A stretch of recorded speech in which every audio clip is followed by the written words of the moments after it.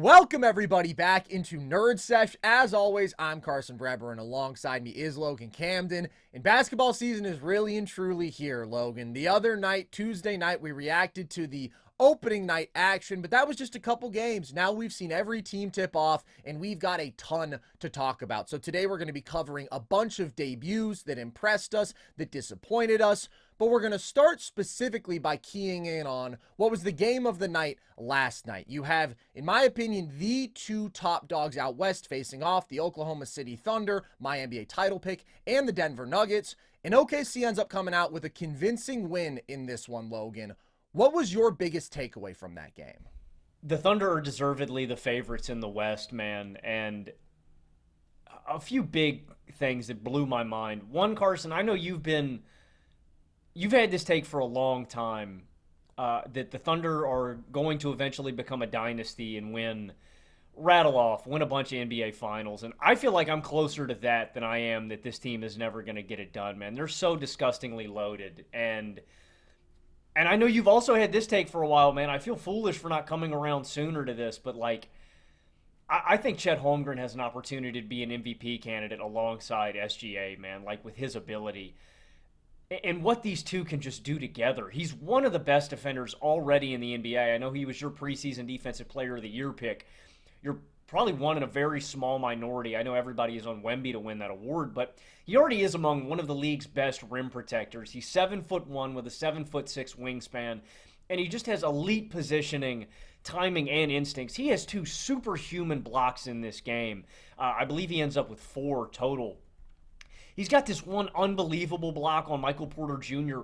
Jamal Murray drops a dime to MPJ on the low block, and Chet comes out of nowhere on the weak side to stuff it. There's another one in this game where he blocks Nikola Jokic, and on the other end, flies down the floor for a transition dunk. It's just special stuff that he can do, man. He averaged 2.3 blocks per game last season. That was tied 4th in the entire NBA.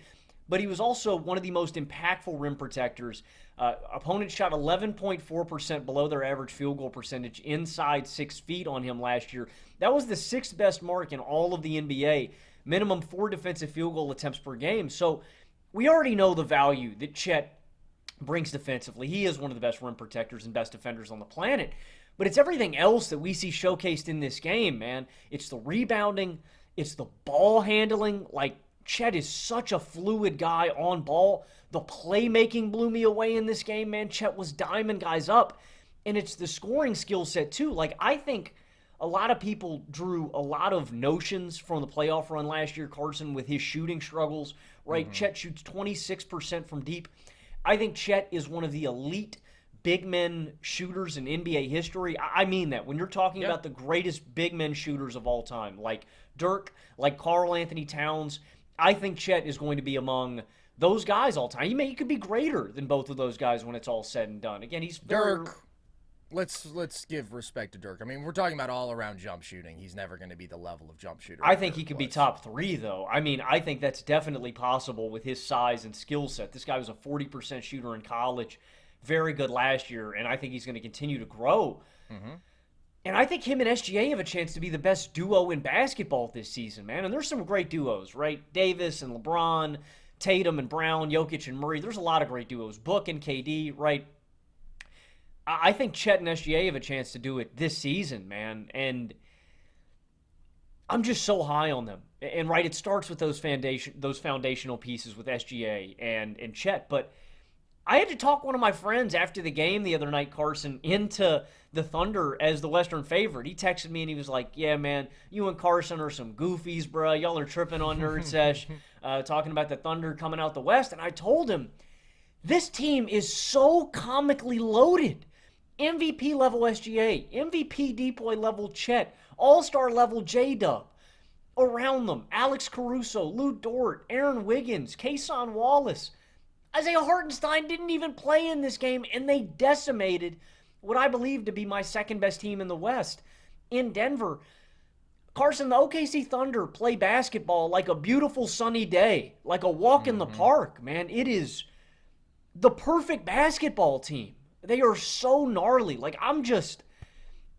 I'm so fired up on this team, man. They defend the hell out of the perimeter. They shoot a high volume of threes. They've got stars that anchor both sides of the court. And I think there's a large gap between them and Denver, man. And I think you see that in this game. And I want to be clear about something. We're going to talk about the Nuggets here in a minute. And I think this said a lot more to me about Oklahoma City's dominance than it said about Denver and how they're not contenders. And we'll talk about that in a minute. But I'm coming around, man. If especially if Chet does this consistently, if we get this from Chet night to night, if he takes a real leap this season,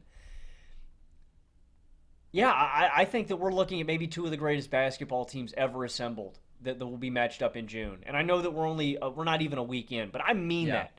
And I want people to just recognize how great Oklahoma City is and how ahead of schedule they are.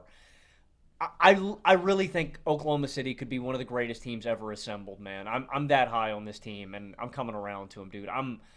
I was blown away. Just, again, how dominant their victory was over a team that I consider to be a real deal contender, one of the top 3 teams in basketball. That's what Denver still is to me, and they handedly defeated them. It starts with Chet, but this entire team is absolutely loaded, man. I love the Thunder. We've got 2 juggernauts in the NBA this year, man. We've got Boston out east, we've got OKC out west, and I think that they both delivered on the hype in their season debuts, and OKC did that even while having an off shooting night, and even down Hartenstein, you still see how overwhelmingly talented this team is. And the scariest part is they're just going to keep getting better. Chet's not going to be at an MVP level this year, but do I think he will get there in the long term? Yeah, I think he'll at least be a fringe MVP candidate. Nobody on the planet outside of Oklahoma City has been higher on Chet Holmgren than me. I said when he was coming into the draft as a prospect, he was the best dude that I had ever really been able to evaluate. And I called him the best prospect since Anthony Davis at the time. He's the ideal modern big.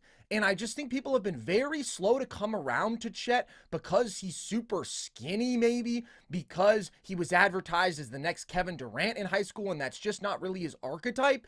Maybe people don't like the fact that he says things like shooting 54 from tray ball, shooting hang pulls is OD. I don't know, man, but a lot of people still seem unaware of how legitimately special Chet is.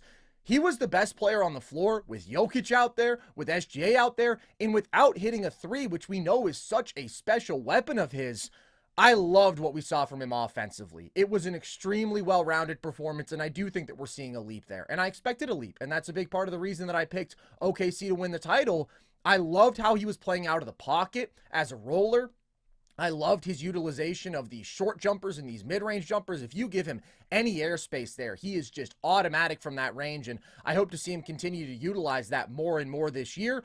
But I also loved his aggression as a driver, right? This is one of the best ball-handling bigs that we've ever seen, one of the most fluid bigs attacking from the perimeter that we've ever seen.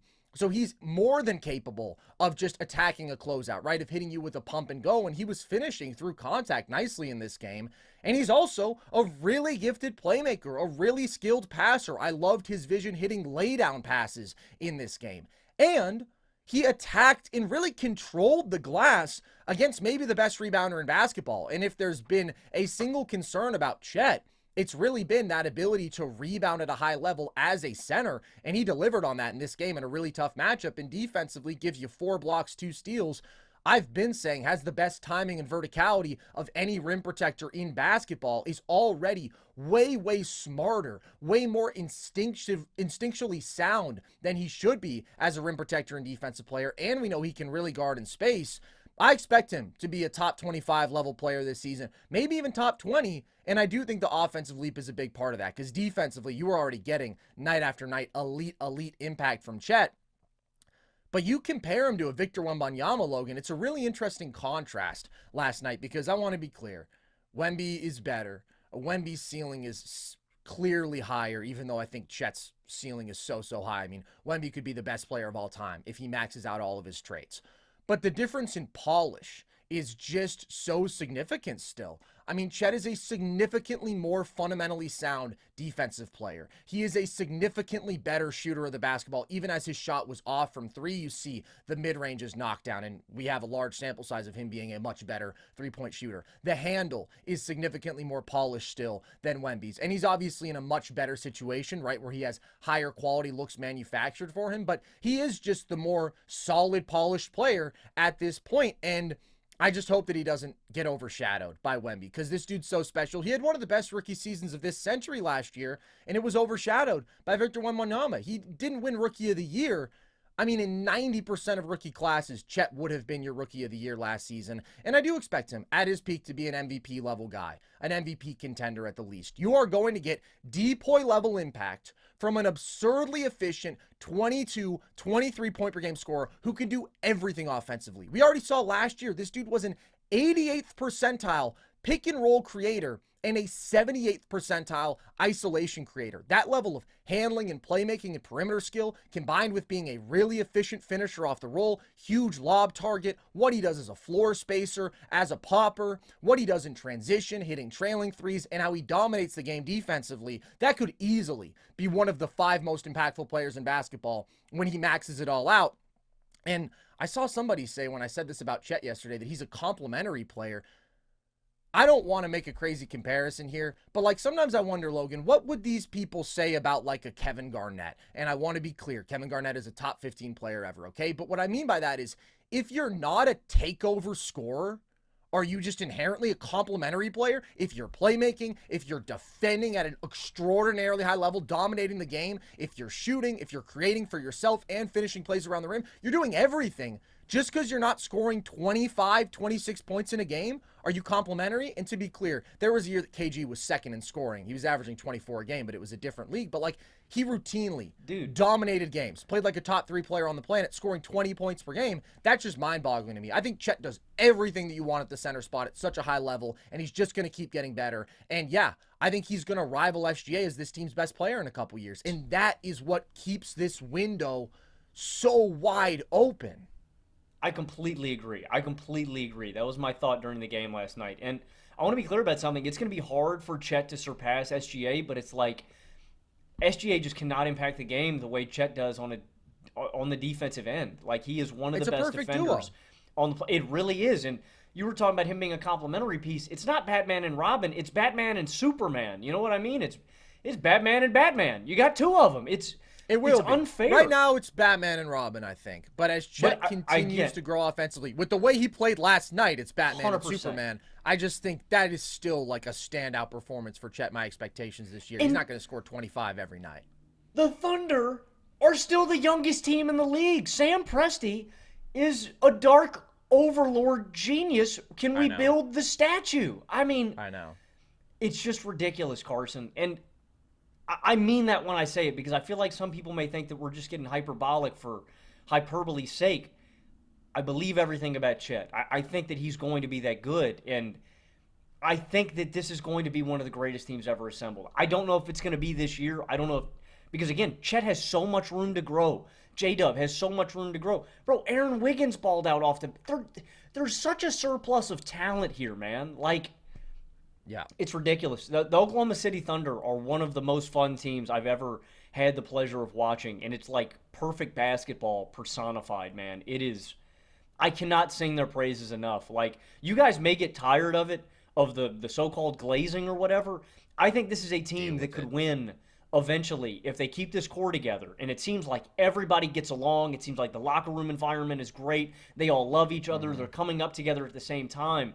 I think this is a team that could one day win 70 games, have 2 bona fide MVP caliber players, and steamroll their way to an NBA title. And like you said, dude, their window is open for a long time. I could not be more higher on the OKC Thunder, man, as a whole. They are set up to be a dynasty in a way that really is only comparable to like the Warriors when they start rising in 2015, right? To have 3 core pieces who are that great, that young, and who you can maintain control of for that long. And they also just have studs alongside them on this roster. Like they brought in their grown men with Hartenstein, who we haven't seen yet, but is such a great fit here, and Caruso. And you mentioned Aaron Wiggins, my God.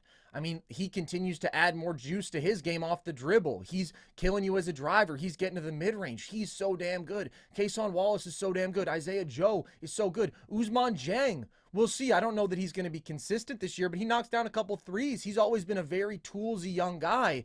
It's just absurd. Your boy Topic, they've got the Clippers unprotected first, man. It's ridiculous. They're just going to keep adding, and that's the thing. They're going to maintain their 3 core dudes with Shea, with Chet, and with J-Dub, and then they can rotate the pieces around them. But right now they have an awesome, awesome collection of pieces around them. And there's nobody I trust more to sustain a supporting cast than Sam Presti, because the drafting that we've seen from him is just unfair.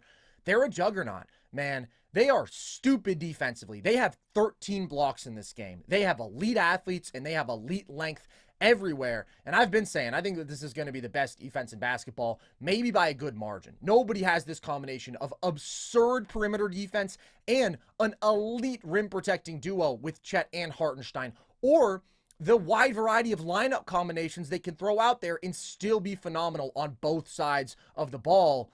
Like, this is how they looked without Hartenstein on an off three-point shooting night, on an off J-Dub night against the Denver Nuggets. They completely controlled them. They are the clear favorite in the West. Nobody matches this level of talent, this depth, this versatility, this two-way ability.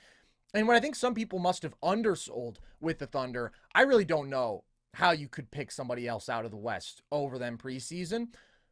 But my assumption is that people just underestimated the progression of these young guys, right? Maybe they basically looked at the level that Chet and J-Dub were at last year and they said, okay, that's who they are. Even the level of an Aaron Wiggins, a Kason Wallace. All these dudes are actively getting better, potentially actively getting better fast. And it's just a statement win for them. And by the way, one little thing to monitor from this game, SGA took 6 threes.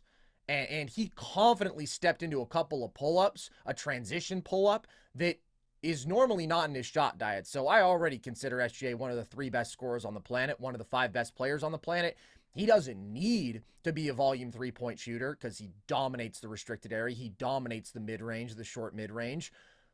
But if he does add that with more volume and he can hit that shot at 36, 37%, I mean, it's over, dude. It's over. The rest of the West can just cry themselves to sleep. And Logan, victim number 1 is the Denver Nuggets. How concerned are you about them after this game, and what did stand out to you for Denver in this loss? I think people are overreacting to the Denver Nuggets loss in a crazy way, Carson. That's the discourse from the opening week of basketball that has disturbed me the most, is that people are acting like the sky is falling. Again, I'll reiterate what I said earlier.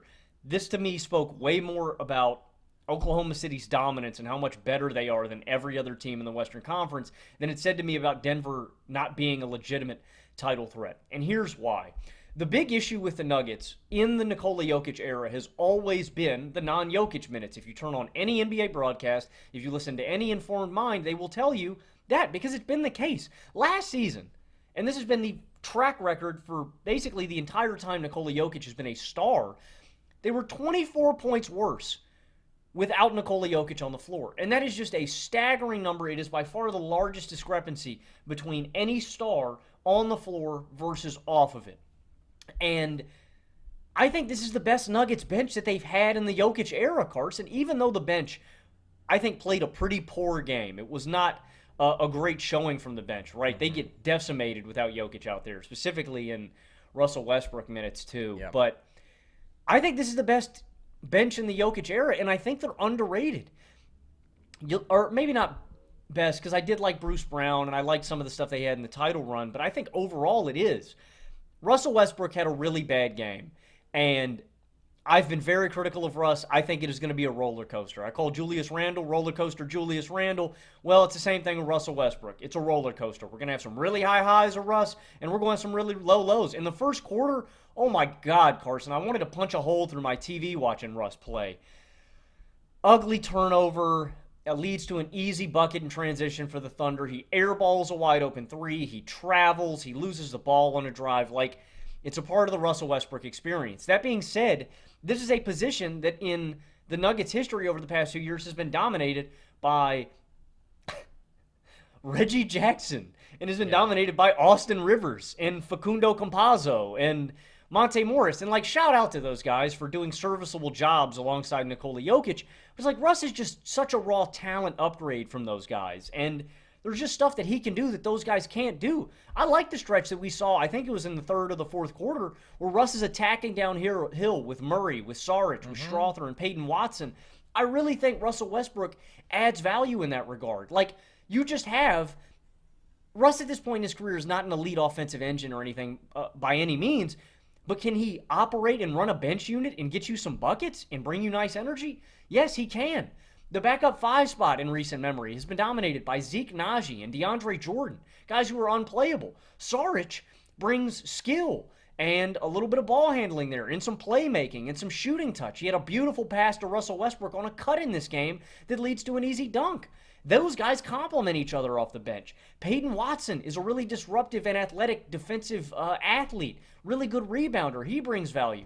Julian Strawther, I think, is probably the best of the bunch. I know Strawther didn't have a great debut game. The guy attacks closeouts at a high level. He's a really good three-point shooter. You see some floater touch in this game. And the stat that I remember from him as a prospect, he was a 99th percentile spot-up player at Gonzaga. What better compliment could you have to Nikola Jokic or a Russell Westbrook? Like, I just think people are simply overreacting to this game, Carson. You've still got Jokic, the best player on the planet, in my opinion, an unsolvable puzzle, an unsolvable problem. Michael Porter Jr., I think, is a top 10 small forward in the game, just brings you elite three-point shooting whenever he touches the ball. Jamal Murray is a really damn good point guard, a great compliment to Jokic. Like, you've got your complementary stars, and Aaron Gordon, too. I still think the Nuggets are the second best team out west, Carson. And the one thing, don't get me wrong, I think the Nuggets have a fatal flaw. And you see a little bit of it in this game. Their flaw is that they lost KCP. That's a hard guy to replace, a 40% three-point shooter and elite perimeter defender. And I thought Christian Braun, overall, played an all-right game. The problem is that he can't shoot reliably. You mentioned this stat, Carson, in the offseason. The guy is 4 of 18 as a three-point shooter in his playoff career. That equates to 21.4%. That's not going to cut it. And Oklahoma City was content with leaving him on an island in this game. And that's the problem. When teams can divert attention to their other stars, MPJ, Murray, Jokic, and the guy that they're leaving wide open can't make them pay. That is the fatal flaw of the Nuggets. And that's what I think is going to kill them if they don't add more three-point shooting to the roster. I do think that could be the fatal flaw that ends up sinking them. But Christian Braun's not a bum. I think he does some little things that KCP didn't do. I think he's a great cutter. I think he's a hell of an athlete. I think he is a hound defensively. He brings really good value. He just can't shoot. So it's like, are the Nuggets flawed in a way that they haven't been in years previous? Yeah.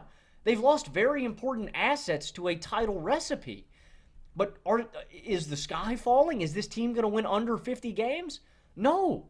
They've still got Jokic. They've still got MPJ. They've still got Jamal. They've still got Aaron Gordon. And this is the best the bench has ever been. So, pardon me if I don't think that the Nuggets are bums. I think that this is a drastic overreaction and a mischaracterization of the Nuggets as a whole, Carson. I still think they're the second best team in the West. I just think they got bested by a top 2 team in the league and the favorite out West, man. I still believe in the Nuggets. I'm not ringing the panic alarms on the Nuggets, but maybe I'm a little bit more concerned after this game than you, just because I feel like if you were to identify in advance what are the red flags for this team, basically all of them were actually problems in this game. First one is Christian Braun shooting. I mean, this is the one thing that we talked about them needing from him. He did everything else in this game super well. He played a good game. He was the only positive in terms of plus minus on the day. He was +8. He was cutting super effectively. He was running the floor super hard in transition. He has 4 stocks. He was defending his ass off, making plays with his athleticism, attacking the glass, doing everything outside of just making or even taking threes. And that to me is the big concern, Logan. It's not just the percentage, because his percentage in his career is fine. Regular season, he's a 37% three-point shooter. It's that he doesn't take the shots, right? He would rather put the ball on the floor and try to attack a closeout. Sometimes they're just not even going to close out on him, right? And so it just negates an advantage for them if he's either missing open threes or refusing to take open threes. They just desperately need that, right? I mean, this offense is predicated upon Jamal Murray as your perimeter shot maker off the dribble, Jokic doing everything that he does, creating for everybody, Aaron Gordon in the dunker spot, and then you need, ideally, 2 really good spot-up shooters. That's what they had with MPJ and KCP. Now they're down to 1. And for a team that has been really low on three-point volume already, they need more out of Christian Braun. And I wouldn't say that he can't shoot, dude. He was a good shooter in college. His percentages in his career have been fine. I think a lot of it is just confidence because he's such a confident player in every other way. I think it's very mental. And if you're the Nuggets, I think you just hope that he breaks out of this slump and this funk. And he's never going to be a KCP level shooter. But, can he take 3.5 triples a night and make 36% of them? Then I think, okay, you're good. You're going to be an elite offense. But right now he does hold them back with that limitation. And I think they need to play Jokic and MPJ both more with the bench. In fact, I know that they do because Jamal can't carry a second unit when he's the only one whose minutes they're really staggering. I'm with you in terms of some people overplaying the bench unit storyline relative to seasons past, right? Like their bench was awful last year. I think Russ is absolutely an upgrade from Reggie Jackson. I do like Julian Strawther, but you see that this unit has some major limitations. They have insane athleticism out there with Russ and Peyton Watson, and shout out to those dudes and how they can fly around defensively and make some real plays, but they need stability. They need consistent shot creation, and they need shot making. Russ was minus 24 in 21 minutes.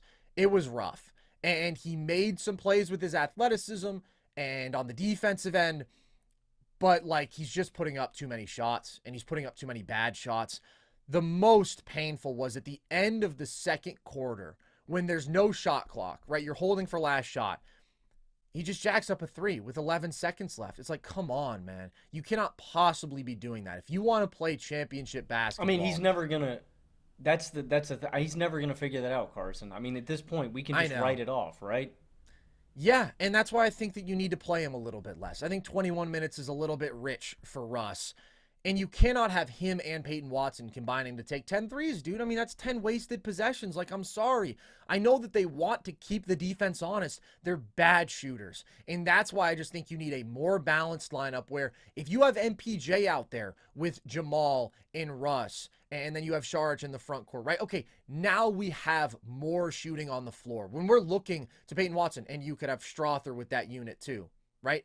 That's a more functional offensive second unit.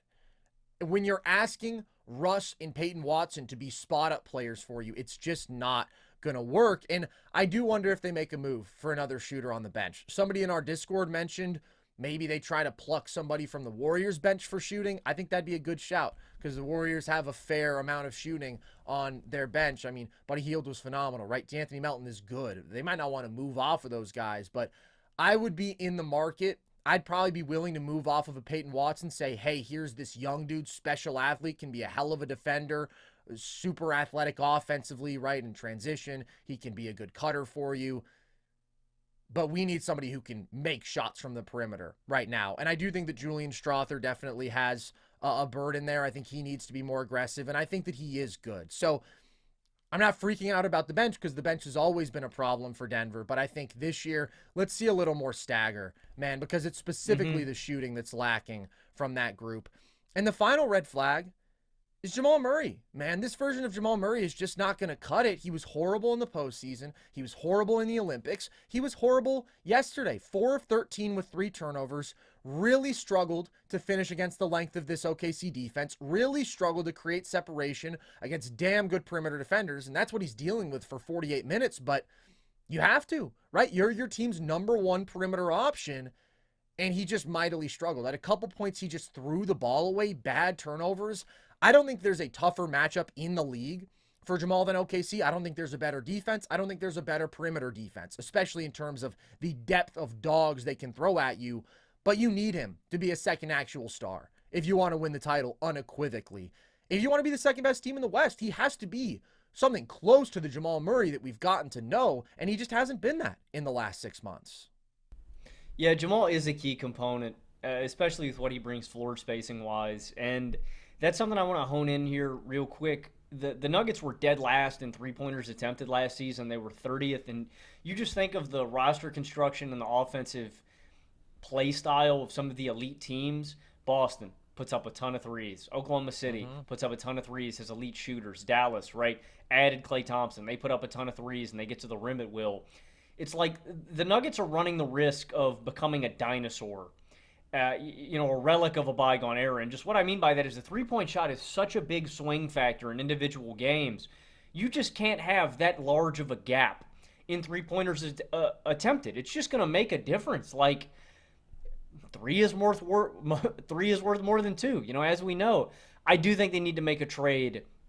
Let me ask you this: a couple of questions for you. One, would you play Julian Strawther in more minutes with the starting five and move Christian Brown to the bench if you thought that would help No. the offense out a little bit? Okay. No. Follow-up No. question. I think that you need offensive help with the second unit more. I think that you Okay. need Strawther to bring any shooting with that lineup. Okay. Follow-up question. Are there any guys that you have directly earmarked? Like, I just thought of shooting, and my first thought was actually Seth Curry. Do you want someone with a little more size? Are you okay with just a capable shot maker in general? What is the kind of shooter that you're looking for? See if you can steal a Malik Beasley from the Pistons, maybe. I don't know. It doesn't have to be much. I just think they need another capable player who can shoot the basketball. That alone would make me feel better about this bench. Because in terms of talent, I think it's an upgrade from last year. They just have that one clear flaw. I think Russ is going to play better. I still think when you look at the alternatives, it was a smart move to pick him up. Just don't overplay him. And you got to have a pretty tight leash on him because you can't let him do too much Russ stuff. It's just going to hurt you. And I get it. He is who he is. But it was a little bit too much of the bad Russ in this game. All this being said, I'm not freaking out about Denver because they're playing the best team in the conference. They're playing probably the best defense in basketball. And we can talk about the shooting limitations of the supporting cast or this bench. And those are real. Those are fair. But also Jamal and MPJ went 9 of 30 from the field in this game. That's not going to happen a lot. I think what we really need to see from Nikola Jokic this year in terms of compensating for some of the limitations around him is that he has to be more of a scorer than ever. Because of the downgrade from KCP to Christian Brown in terms of shooting, it's just like you're creating the same shot quality, but you're creating it for an inferior shooter. And it's just a little bit tougher with this spacing. So OKC is a tough game because he's doubled almost every possession, right? That's not going to be a game where he can necessarily take over as a scorer, but I think that this is more 2022-esque in terms of you need 27 a night from Jokic. You need 28 a night from Jokic. He just needs to put you on his back and say, hey, listen, I understand that I can create amazing shot quality for my teammates, but ultimately the most reliable avenue to offense is just me scoring one-on-one because I'm just overwhelmingly our team's best offensive player. I still think they're going to be a great offense. And I do think Christian Brown is going to shoot better, but that is my one concern with this starting five, which otherwise I think is really beautifully constructed still. OKC's a cut above. I mean, they're just more stacked. They're just more talented by a good bit. If Denver wanted to try to pull off an upset there, they would need superhuman Jokic, and they would need Jamal and MPJ to really pull their weight. And obviously, Jamal and MPJ did not come close to pulling their weight in this one. But they're still my number 2 in the West. Don't underestimate Jokic. He's the best player on the planet by a good bit. MPJ and Jamal will play better. I do think that they'll figure some of the rotations out. And I think a lot of these things will get better over the course of the season. I still believe in their top 4 deeply. And Jokic, again, is just the best player on the planet. And he is capable of such special things individually. But shout out OKC, man. There's a gap between these teams. No doubt about that, especially right now. The NBA is finally back. A new season means new ways to get into the action at DraftKings Sportsbook, an official sports betting partner of the NBA. Who's draining threes from beyond the arc? Who's crashing the boards and grabbing rebounds? Get behind your favorite players and the prop bets you make at DraftKings, the home of NBA player props. Ready to place your first bet? Try betting on something simple like a team to win. Go to the DraftKings Sportsbook app and place your bet. For first-timers, new DraftKings customers can bet $5 to get $200 in bonus bets instantly. Take it to the rack with DraftKings Sportsbook. Every point counts. Download the DraftKings Sportsbook app and use code NERDS. That's code NERDS for new customers to get $200 in bonus bets when you bet just $5. Only on DraftKings. The crown is yours. All right, let's talk about some other debuts. You and I both have 5 impressive debuts that stood out to us. This can be for a player or a team, and we're just going to go through them one by one. Who's your first impressive debut you want to shout out, Logan?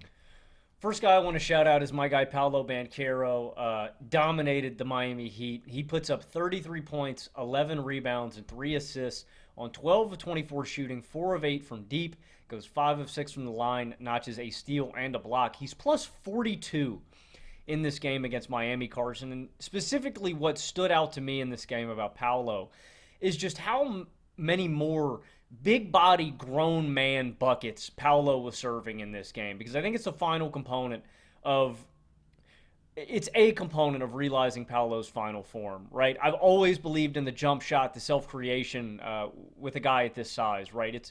It's hard when you're 6'10", 250 pounds, you're fluid like this. And he does shoot well in this game from distance, but getting downhill is what's going to fully unlock Paolo. And when he got matched up against Haywood Highsmith, just no hesitation. I'm getting down into the hole. I'm getting on the low block, and I'm serving you a bucket. Even when Bam was down sitting there on the low block, he wasn't backing down. He was going up strong. Last season, just 35% of Paolo's shots came at the rim. In this game, 44% of his shots came at the rim. And I think it's something that Paolo just needs to weaponize more. When you're this big, when you're this physical, this strong, it's just going to create easier avenues of offense for you, right? Like, smaller guards, the reason they struggle to be efficient is because they just struggle to get downhill more, because they're settling for tough mid-range jumpers, they're settling for threes. They're just inherently tougher shots to make. So when you can get to the rim and dominate physically like this, it unlocks an area that Paolo didn't really explore over the past 2 seasons. Even in the playoff run last year, right? Paolo had a great playoff series against Cleveland, but it was mostly pull-up jump shot based. It was mostly all perimeter oriented. In this game, there was a lot more at the rim. It's just more reliable, easy offense. That's the key. And you think about what impacts this could have as a whole for Orlando, then teams have to compensate. They have to divert more attention on the interior to stop Paolo from getting to the rim, which will in turn open up playmaking opportunities for him on the back end. That was the one area of Paolo's game that really stood out to me, man. He's a big-body dude. Yep. You go and get grown man buckets. It adds a real dimension of Paolo's game that hasn't existed in his first 2 seasons, and I hope we get more of this from Paolo as the season goes along. I could not agree more. I also have Paolo down as one of my impressive debuts, and I have the Magic as a whole, but this is what I've been waiting for with Paolo. As a prospect, I said that he was the ideal mix between wing and big, right? A true ideal modern power forward, and I have always said he will reach his superstar ceiling when he fully leverages his physical advantages, when he stops settling, when he's more willing to be involved as a screener, when he has better spacing around him that makes it easier for him to attack downhill, when he has better ball handlers alongside him who can create better shots for him on the interior. He puts that all together. I mean, that is an amazing offensive player, and I feel like you saw some of that in this one. I mean, he was just relentless attacking downhill. You mentioned he is a Mack truck in transition. I thought that some of the post play we saw from him, he sealed off a smaller defender, right? It's not, okay, let me get to a tougher turnaround. It's let me get a layup out of this, playing bully ball. And he was screening, and he was rolling to the rim, and he was cutting. And I just think the more offensive skill and the better spacing you put around him, and the older he gets, the better he's going to get at all that stuff. And that's scary, because the perimeter skill, the pull-up shooting, yes, he needs that because he has to be an initiator. But like ultimately, if he wants to be a super efficient, super complete player, it's about what he does on the interior and having the most possible avenues to get those looks around the rim. And I thought it was really encouraging from him, seeing how he was tapping into that in his debut in year 3. I think we're in for a really good year from Paolo if he keeps that up. And also, again, I was impressed by the Magic as a whole. Franz played a hell of a game. He knocked down 3 triples. It's one game, but that's huge. We haven't seen him do that in months, right? He was cold as a shooter all of last season and in the playoffs and in the Olympics. And this defense is just going to be absurd. I think it's a top 3 defense in basketball. I would go OKC, Boston, Orlando. They have so much length, so much versatility everywhere. Super active. By the way, I can't shout out OKC enough for how active they were. Throwing doubles at Jokic, right? Making every catch tough, making every entry pass tough. Crashing the hell out of the glass, man. Kick out. Dude, they are just such athletes, and they are such dogs, and they are so connected. I can't stop talking about OKC. They're amazing.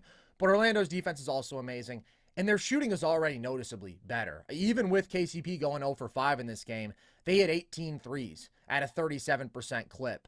Because if Fran's shot comes back and you inject KCP, like, that makes this offense significantly more functional and much more capable than it was last year.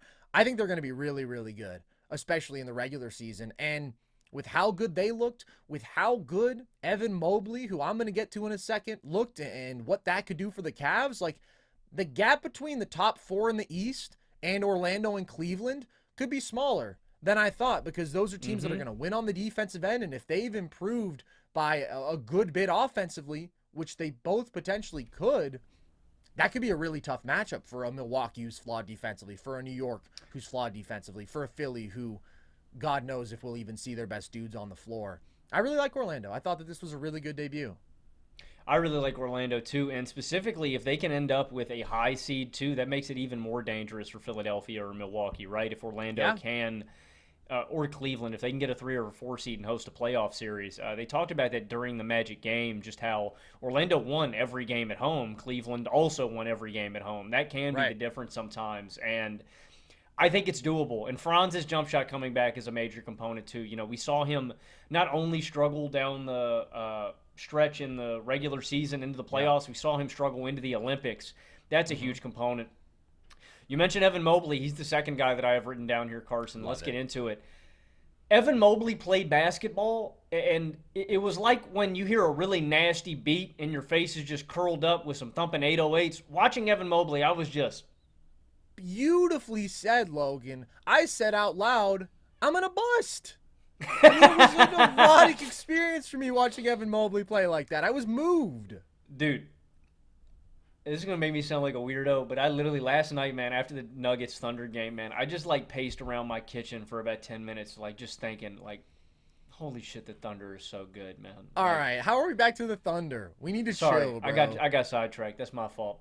The Thunder glaze is insane. But, bro, I mean, we got flashes of this Evan Mobley last year in the playoffs against Boston, and it was without Jarrett Allen. And I thought you saw Evan really thrive with all that extra space to work in the paint and on the interior. But this version of Evan Mobley, this kind of Evan Mobley, if he takes this consistent leap, is the one that can make the Cleveland Cavaliers experiment work. We've talked about it tenfold, Carson, over the past few years. We got to break up Allen and Mobley. We got to break up Garland and Mitchell. But if Evan Mobley takes a real offensive leap, then it can work. And not only can it work, you have a real weapon of having 2 interior big men that make your defense great and they can anchor your glass really physically. You're just going to match up physically well with every team. He was so much more aggressive. You see Mobley initiating from the perimeter, pushing in transition. This is stuff that Mobley has been uncomfortable doing. And like, he looked really confident handling the ball and getting downhill.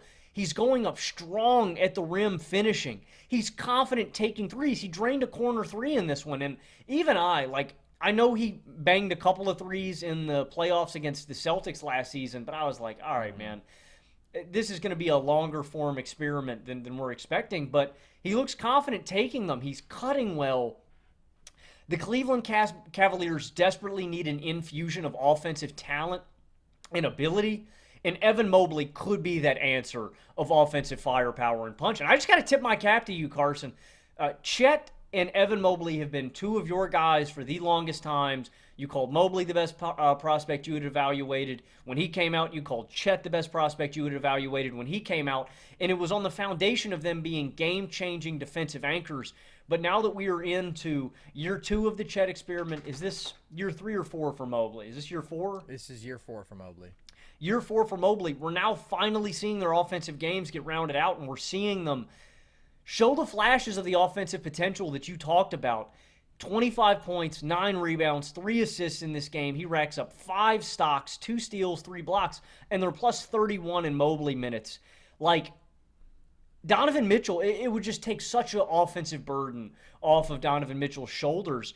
And he's such a good compliment if we can expect more of this out of him for a Garland and a Donovan Mitchell. I'm so impressed with Mobley, and I really hope that we get more of this as the season goes along. It changes.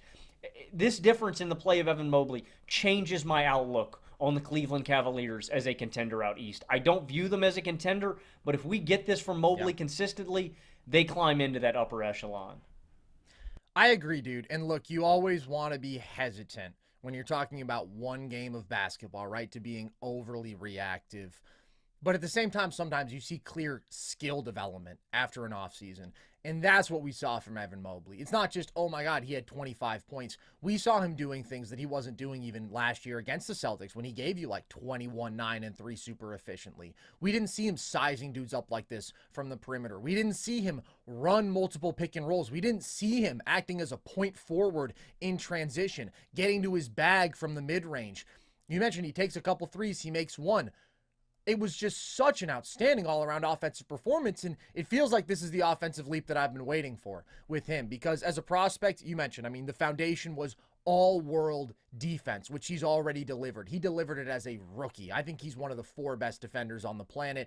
I could see a case for him being the best defender on the planet. He's so switchable, and he's so elite on the interior. But also offensively, this was a guy who could handle, who had a capable jump shot, who had the ability to play make that was far beyond his age at the position. And I was just waiting through his first 3 years for the leap, and we saw some minor progression on the margins, but this feels like real progress from him. And he was aggressive around the rim. He got 6 free throws, and he cleaned up the offensive glass, and he dominated defensively as he always does. If this dude is going to score 20 a night for you efficiently and bring some actual perimeter offense, handling, initiating like this, just in spots, right? He's not going to become a wing, but just doing some of that and being more comfortable finishing inside and having more of a mid-range game that he can deploy, short jumpers, he's a stamped star. And I talk about Chet being top 25, maybe top 20 this year. I don't think Mobley is the offensive player that Chet is. He doesn't have that sort of ceiling. But I think he's a slightly better defender right now, and I think he'd also be in those top 25 conversations, because when you have that level of defensive impact with just a legitimately good offensive player, I mean, think about what you get from Rudy Gobert, who, yeah, right, 4-time defensive player of the year, special defensive player, but so are Chet and Mobley. They both have real star offensive ceilings. Chet more so than Mobley, but this was really, really promising stuff from Mobley. And we know he's going to change the game defensively. This is what I envisioned for him as a prospect. And if it sticks, Cleveland just went up a level, absolutely. Mobley's never going to be a takeover offensive player. But if he can just consistently be like a legitimately good offensive player, which I became more optimistic about seeing again after what we saw in the postseason last year, that's really, really exciting. It is, man. I've been waiting for the breakthrough with Mobley. And right, it's because it's weird. He's so fluid for such a big guy, and that's the basis, right? It's just about putting it together, being confident, shooting threes, being a threat to space the floor, right? He doesn't have to be a 40% three-point shooter to be effective. He has to be like 34 or 35% where the defenses have to respect him enough. Yeah. And I'd argue the mid-range game that we saw was a bigger deal. Mm-hmm. Like just the ability, right, to get to a little turnaround, to get to a little mid-range pull-up.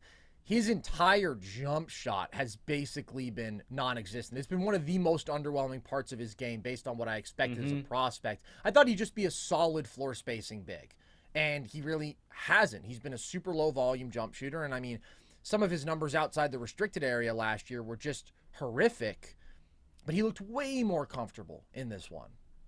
So much more. And again, man, it can make Cleveland work. I still think Cleveland's fit's a little clunky with where Mobley's been at, but if he makes that leap, I think all these guys can work together. So those are the first 2 guys I wrote down. The next one, I'm going to give a shout-out to the Hornets as a whole. I'll start with LaMelo Ball. LaMelo, 34 points, 8 rebounds, 11 assists, 10 of 20 from the field, 4 of 12 from deep, made all 10 of his free throws, got 10 as well. 1 steal, 1 block, and he was plus 14 in his time on the floor. It's one of the best games I've seen LaMelo play, and he had Charlotte flying up and down the court. I think that is going to be a key weapon for the Hornets this year, is just playing fast. They are so athletic, right? Whoever's at the 5 spot, if it's Nick Richards, you got Bridges on the wing, you've got Brandon Miller. I think an up-tempo offense really suits this team, right? Just getting up and down the floor. And I was impressed. LaMelo was getting downhill more. I think you see that with the 10 free throws attempted. He was playing unselfishly. Now, You do get some off the dribble threes, which LaMelo just loves. That's his shot. He loves taking them. Wasn't super efficient there, but he makes enough of them, and I liked how he got to those shots. It was a little bit Harden-esque on some of these drawbacks, but it meaningfully changes how I view Charlotte as a team. I think Charlotte's going to have an outside shot at a play-in appearance if they can stay healthy. LaMelo's only played 58 games over the last 2 seasons. He's missed 106 games. That's 64% of his games overall. So I think him staying healthy is a major component in that. But the other major component is Tre Mann, who put up 24 points, 6 rebounds, and 1 assist. Was 50% from the field, 8 of 16, and 4 of 8 from deep. I've liked Tre Mann since Florida. The guy's butter smooth. He's got a filthy handle, a nasty change in pace. He's got a really nasty slamming on the break step back 3 on Jalen Green towards the end of this game at the top of the key. He's got a great floater game, and he was just hunting shots out of the pick and roll in this one. Charlotte needs other guard scoring creation outside of LaMelo. I think him and Brandon Miller are a really good 1-2 punch offensively, but they need somebody else, and I think Tre Mann can be that answer. I think Charlotte is flawed in other ways that may keep them out of the play-in. I really don't like this bench. I'm not a Grant Williams guy. I'm not a Vasile Micic guy. I don't know if he's an NBA player.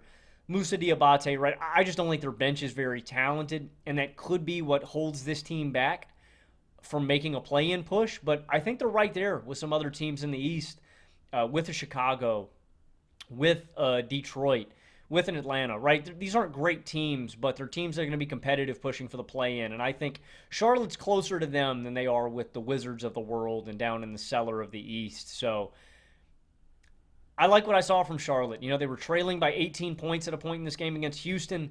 This is a team that last year, and I know that they were down LaMelo Ball, they were down their leader, but this is a team that had no problem with throwing in the towel, that had no problem with punting on basketball games. This team showed a lot more fight in this one against Houston in Game 1, and it starts with the performances that we got out of LaMelo Ball and Tre Mann.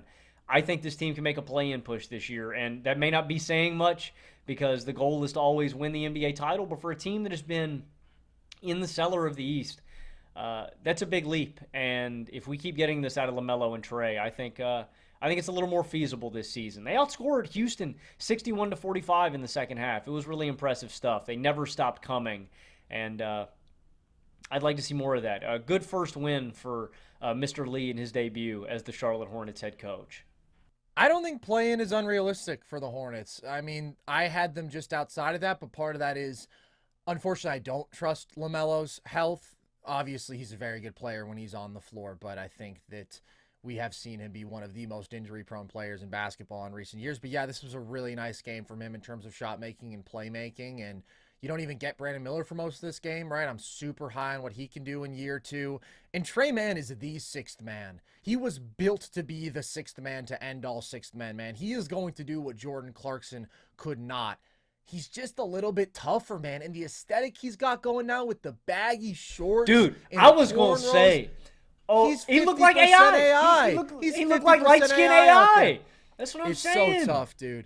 And, he's just a walking bucket. He is a professional space creator with that step back. The shin angles that he gets, dude. It's like only Kemba has been able to do that in the last 15 years, where you're like, how is he possibly going to turn this into a step back? His shin is on the ground. Man. But Tre's always had that. Tre had that at Florida. It's just a nasty thing in his bag.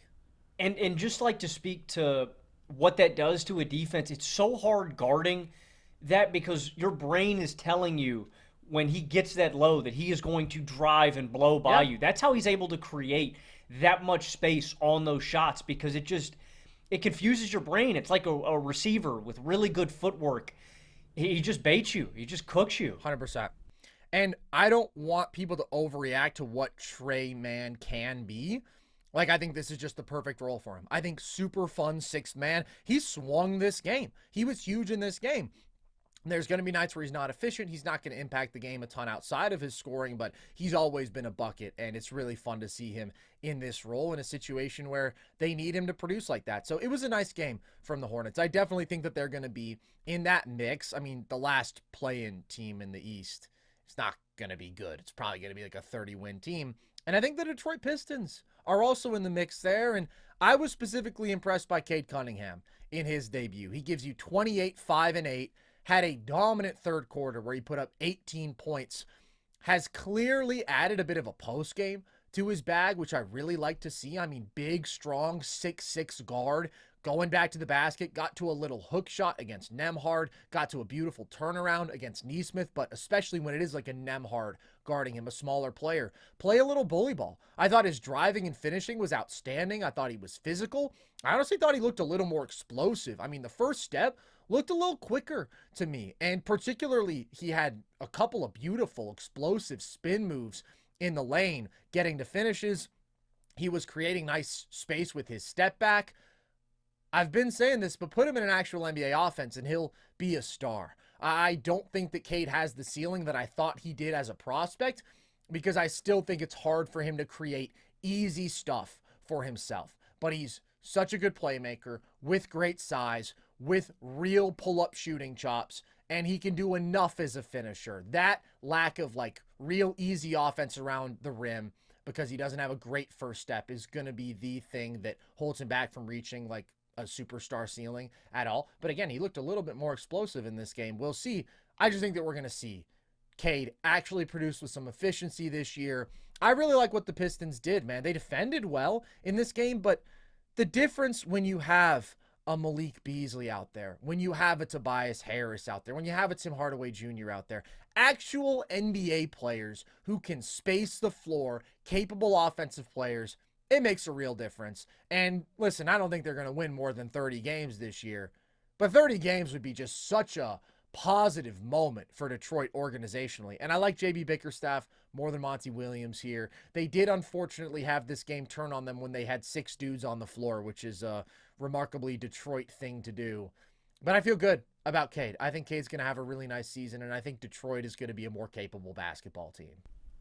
I completely agree. I got to tip my cap to JB Bickerstaff. I just think he fits this team's timeline and identity so much more than Monty Williams. He seems like he's dedicated to growing with them and building this team up, but it is the added floor spacing that makes all the difference. Tim Hardaway Jr. has the first 2 buckets in this game, both 2 3-pointers, and I'm sitting there going, wow. Yeah. A guy who can make threes. Well, it does make a difference. Like, just having those guys and playing them on the floor makes all the difference. Tobias Harris still stinks. He was missing corner threes, but you know what? He's going to take them, and the defense has to respect him a little bit, as much as anyone can respect Tobias Harris as a human being, you know?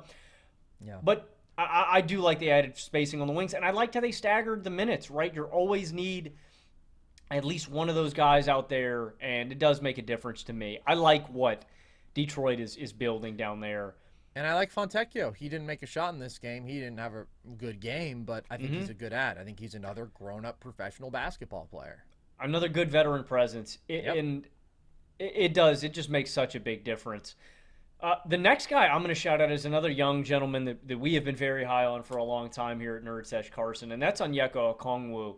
Okongwu puts up 28 points, 8 rebounds, and 1 assist versus the Nets on 11 of 12 shooting, 6 of 6 from the line, and 3 blocks. Carson and I have spent many an evening climbing on a roof of a really tall building with a couple of megaphones and just screaming to the Atlanta Hawks organization, play Onyeka Okongwu big minutes. Countless nights, man. You know, Empire State Building. We went to the Pyramids of Giza, man. Carson and I have traveled worldwide with this movement, trying to get the Big O on the floor. And Logan, finally, if you'll remember, not to cut you off, but before the 2020 draft, I also had my megaphone out and I was saying, Warriors, if you're going to draft a big, trade back a couple spots and take Onyeka. He's much more ready to contribute to a serious basketball team than Wiseman. And look what happened. Unfortunately, James Wiseman suffered a non-contact injury and tore his Achilles in the first game of the year. But even then, that was the right take. You know, and I think that was excuse my French here, I think that was a shit show of a draft in general, just the COVID draft and not being able to evaluate prospects normally. But still, we were saying that we thought Big O was way better. And I just hope that they lean into it. You know, they didn't play Capella late in this game. Onyeka got way more burn. But it's just the athletic and physical difference I think that he, has over Capella at this point in his career. It's a simple roll, but he does it at such a high level. He's rolling hard, he's catching lobs, he is running the entirety of the floor. He's, got a couple of big putbacks in this game, and it's against a bad Brooklyn defense. I think that's definitely a big component of Onyeka feasting in this game. It's apathetic effort Ben Simmons out there getting cooked. But he's just better than Capella right now, and he's been better than Capella. We've been saying trade him, get Onyeka on the floor, and it finally gets to be realized.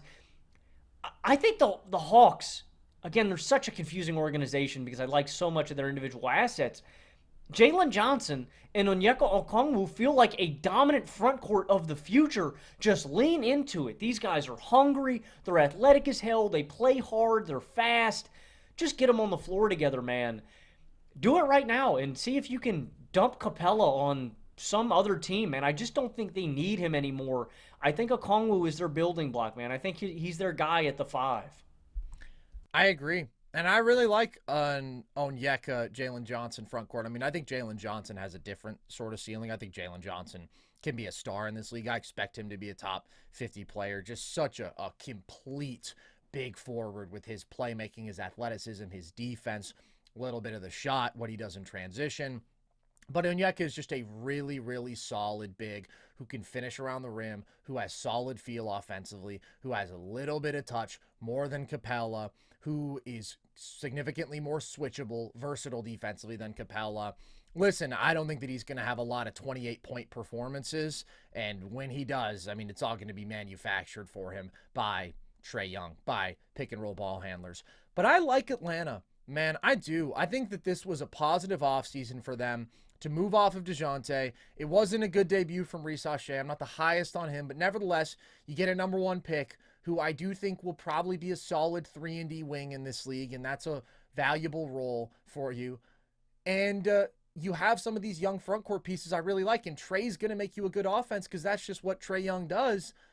I think that they're a very solid play-in team. I had them as my 9 seed. I'd still have them as my 9 seed, but I think that I like them a little more in their debut. And by the way, shout out to Dyson Daniels because he played one of his better offensive games of his career. I mean, defensive monster. We've always known that, but I don't expect him to keep playing like that offensively. If he did, though, that'd be a really nice pickup for Atlanta. So I thought it was a nice showing for them overall. And I thought that one of the big offseason moves, Logan, looked very good in its debut, and that is Klay Thompson with the Dallas Mavericks. I just think his shooting is such a massive upgrade here, man. Like, you can't overstate the huge difference that you feel having that level of shot making on the floor compared to when it's Derrick Jones Jr. out there. I mean, it's an actual offensive weapon. It's an actual offensive weapon alongside what I think is arguably the greatest offensive backcourt that we've seen. And it's just insane when you have a guy who's 6'7" and can come off of a screen and hit better than 40% of his threes, and who is that lethal as a catch-and-shoot player, and injected a little bit of movement into this offense. And he's just so much better suited in this role than he was in Golden State, trying to be a number 2 option in an offense that's lacking creation. Instead, he's a clear number 3 in an offense that has an abundance of creation in the backcourt. It's just a home run offensively. It's not a surprise, but it looked really, really good in action. To be fair, I will say there was never any question about how this would work offensively. I mean, I think we all loved it on that side. And the questions are about defensively. Klay being your lead point of attack defender.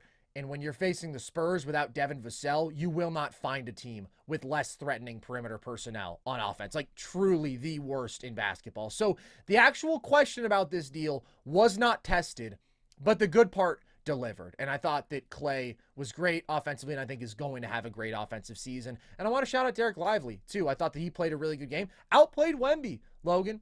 Finished nicely around the rim, brought a little nice playmaking, was really good on the glass. And I thought that it was a nice opening to year 2 for him. That's pretty interesting. Klay was my last guy written down here. So there you go. Lots of overlap. 22 points, 7 boards, 1 assist, 6 of 10 from deep. Yeah, I mean, I don't have a ton to add. This is the best offensive situation he has been in since the KD Curry Golden State Warriors, and this role fits him so much more, man. Yep. It's just such a weapon to have alongside Luka and Kyrie. I'm really happy for Klay too, man. Klay looked happy. Klay looked, I don't know, man. Last time we saw him in Golden State, dejected, demoralized. He looked happy in this game, and I'm happy for Klay, man. Like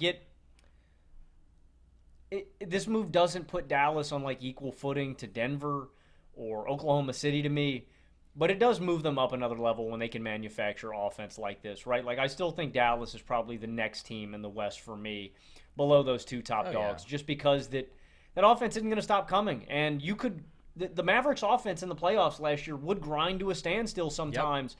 Yep. Klay is just going to help slick the wheels in those slower settings and stop some of those droughts. It's a really big weapon to have alongside Luka and Kyrie.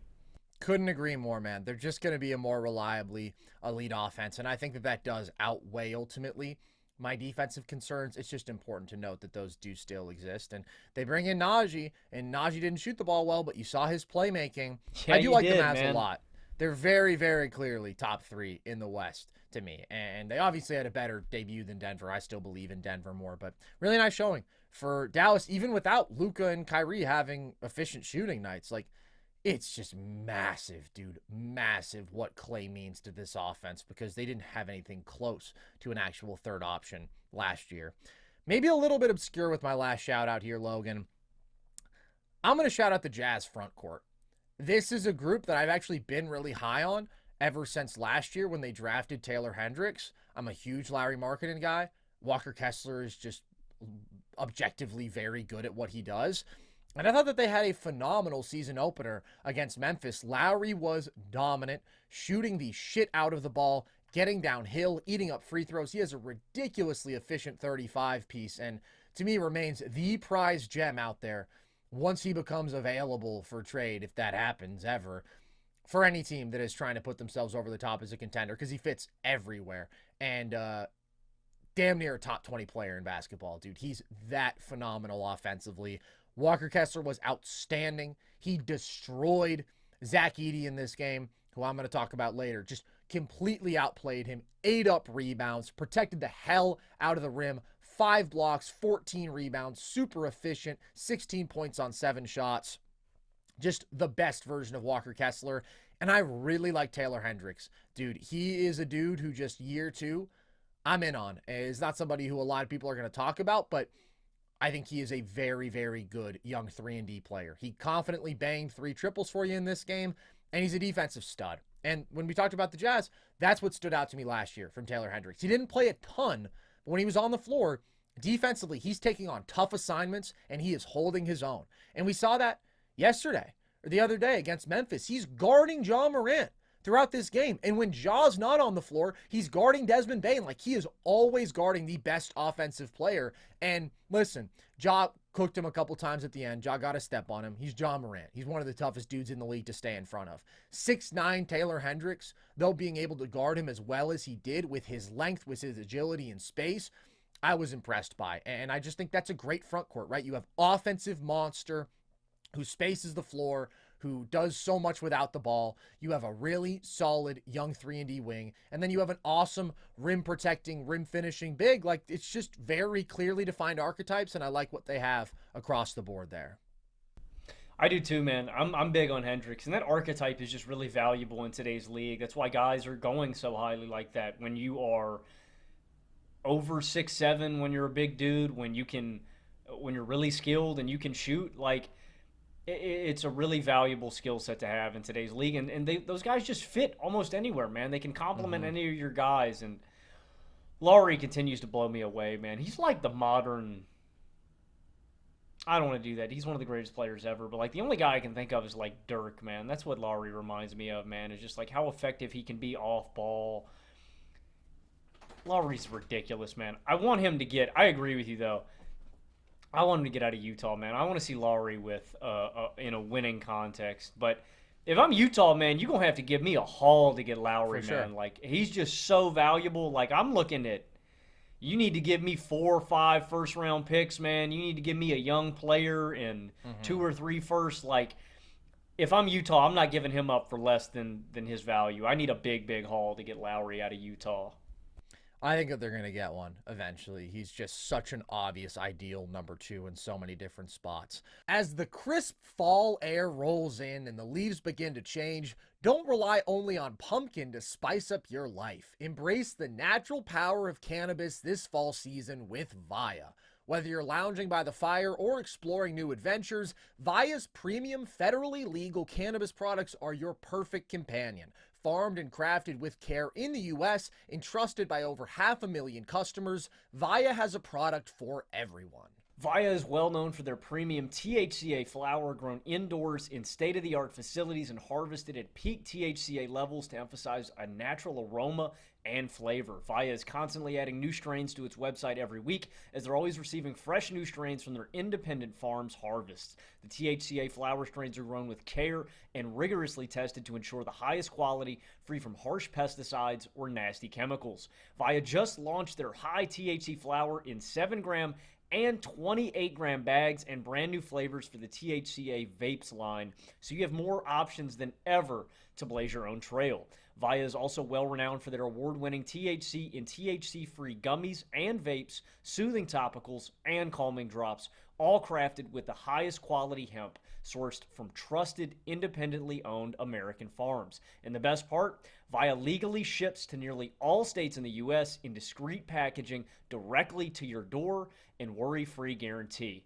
No medical card required. So if you're 21 plus, check out our link to Via's website in our description for 15% off. We here at Nerd Sesh, huge fans of Via, couldn't recommend the gummies more. Get a little Cloud9 in your system. You'll be feeling fantastic. As we mentioned, they also have THC-free options, natural, quality ingredients. So if you're 21 plus, check out the link to Via in our description and use the code NERDSESH to receive 15% off. After you purchase, they ask you where you heard about them. Please support our show and tell them we sent you. This fall, enhance your everyday with Via. All right, so we have a lot of agreement on the most impressive. How about concerning, disappointing debuts for either player or team, Logan? We're going to go through 3 here. Who's your first? My first is the Miami Heat and Jimmy Butler, and it's really about their long-term prospects in terms of winning a playoff series. First with Jimmy. Jimmy gives you 3 points, 4 rebounds, and 5 assists on 1 of 8 shooting, 0 of 2 from deep, and they were negative 30 in Jimmy Butler's minutes. He ends up not playing in the fourth quarter. Now, I want to give a big shout-out to the Orlando defense. I think that was the biggest reason of why Jimmy struggled. KCP balled out. He's got a strip on a drive. Orlando did a great job of switching everything in this game, and that's one of the reasons why I'm so confident that Orlando is going to have one of the best defenses in the league this year. It's not only that they have the personnel, but it's that everybody can guard everybody, right? KCP, Jalen Suggs, Anthony Black getting a ton of burn. I think he's ready to play real meaningful rotation minutes for Orlando this season. And so I want to give them credit for shutting down Jimmy, but he struggled. I think Jimmy's going to return to form. I believe in Jimmy. I know what he is. He's obviously gotten older. It's a regular season game. This is what the Heat do in the regular season. Jimmy is not really my concern. Now, is Jimmy still capable of playing at a top 10 level in the playoffs when they need him to? I don't know. You know, Jimmy's had a steady fall off. Not like a large one, but a steady decline athletically and just in terms of how he can impose himself on the game consistently night to night. So I don't know. But Jimmy is still not the biggest issue to me, or not my biggest concern about this team. It's the glaring athletic and size limitations of the Miami Heat.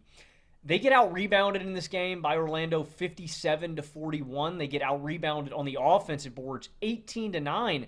They're just small and unathletic. And again, Orlando is a great comp because Orlando's really big. They're really physical. But so are a lot of other teams out east. And that's where I worry about Miami. If they get matched up with a Cleveland, if they get matched up with a New York, if they get matched up with a Boston, if they get matched up against an Orlando, even a Milwaukee, like there's so many teams out east that are just jumbo sized, they're really big, where I don't think Miami can hang on the glass if they trot out this rotation. The key to breaking this all open to me is playing Kel'el Ware. And I know Kel'el Ware's a rookie. I know Miami likes their veteran guys that have grinded in the G League and have, work their asses off to work their way into the rotation, I think you got to play Ware. Not only is he ready, he just addresses that issue. He's a big body. He's a really good rim protector. And I don't think Thomas Bryant is the answer down low. Like, I just think with playing this many non-athletes, this many small guys in your rotation, you need all the size you can get. And Kevin Love's out of this game, too, for personal reasons. So Kevin Love is going to help this marginally. But where is the guy that makes a real difference in that size and athletic category to me? And he brings you versatility. Where brings a little bit of floor spacing and some post touch to where I think he is capable of playing alongside of Bam Adebayo.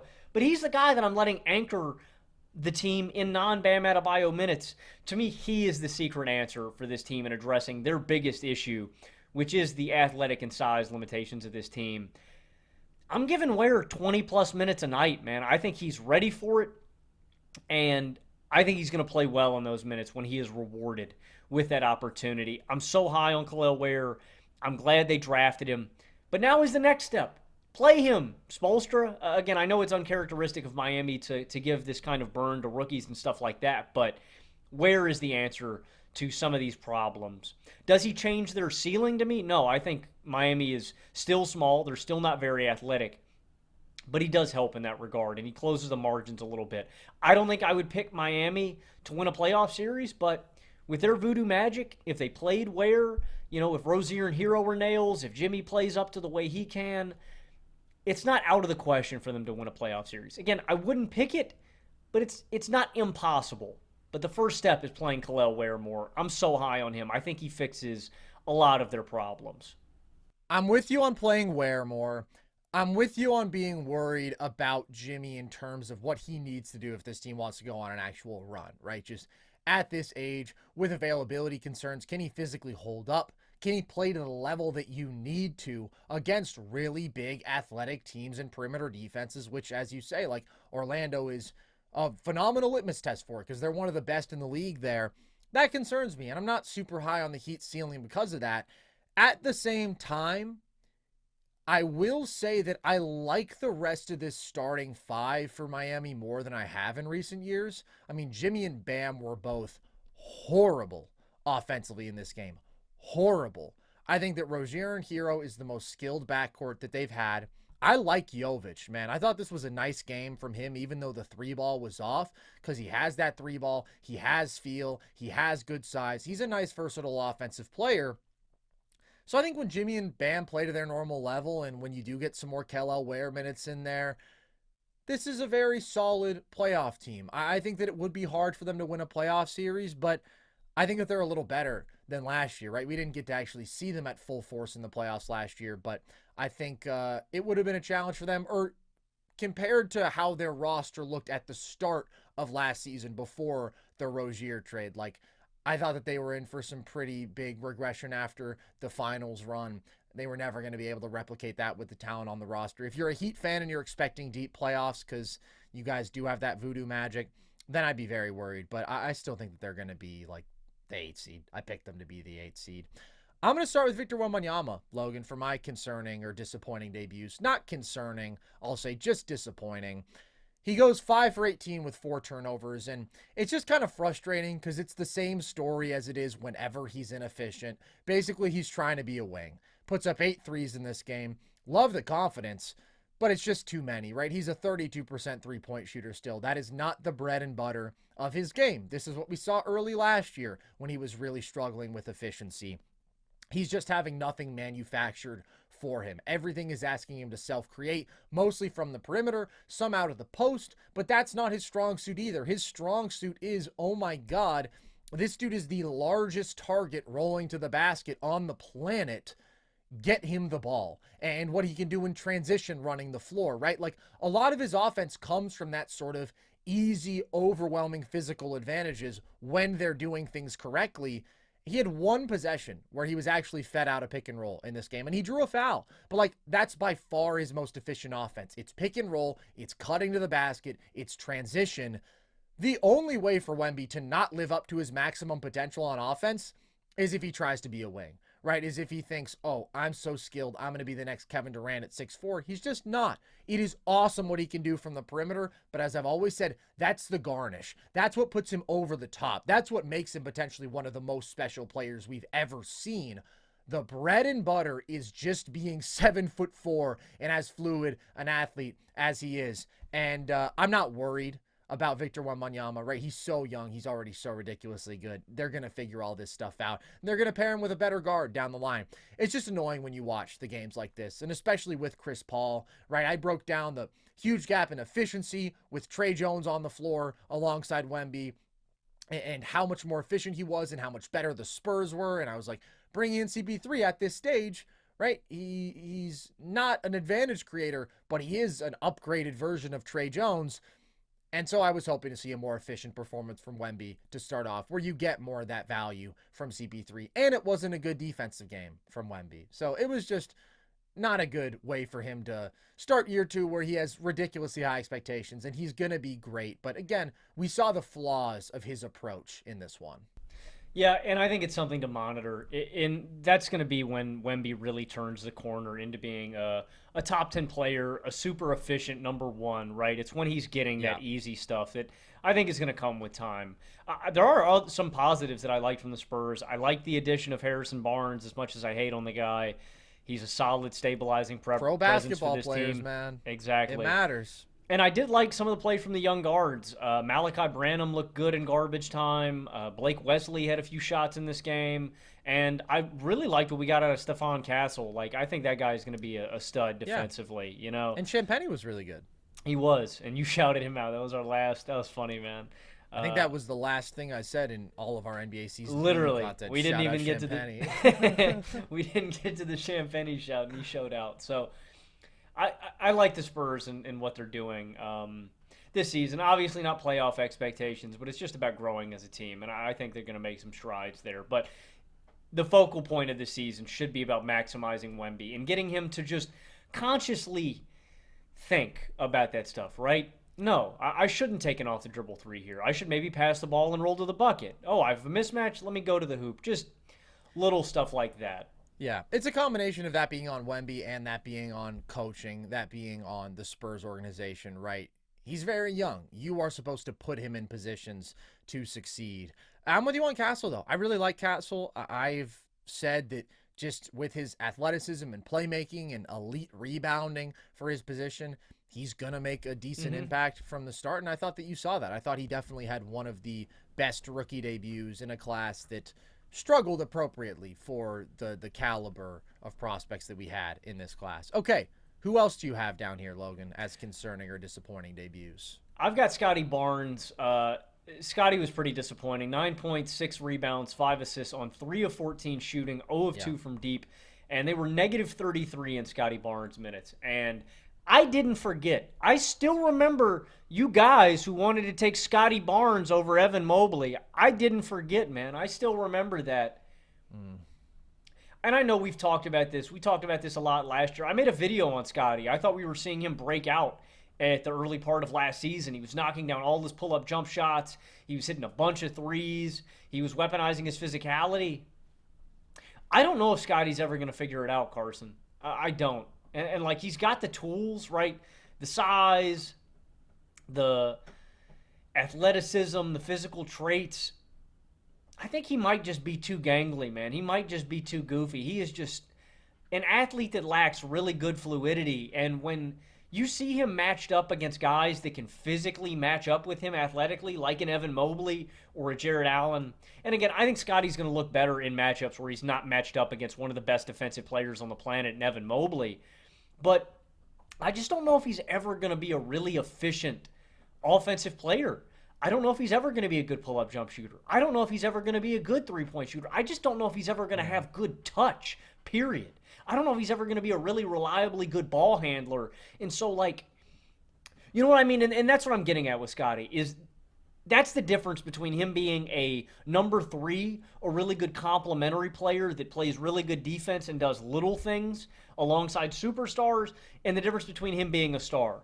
Because I didn't forget. I know there's a lot of you guys, and I've talked to some of you guys in person.